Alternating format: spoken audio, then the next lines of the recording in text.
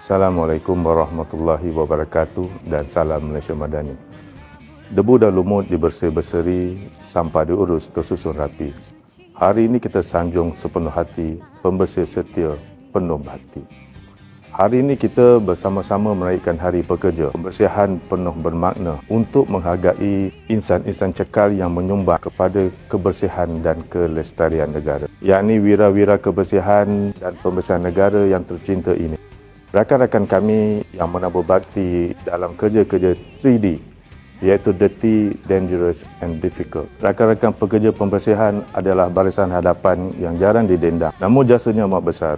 Mereka lah yang memastikan persekitaran kita kekal bersih, indah dan sejahtera untuk didiami.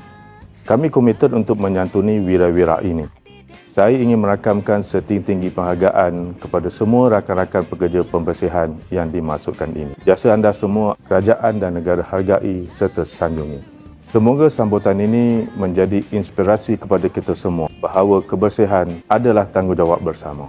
Hanya dengan sokongan dan pengiktirafan masyarakat, usaha murni kerajaan Bandini hari ini akan terus dicapai dan dihargai. Clean today, green tomorrow bermula dengan saya. Terima kasih.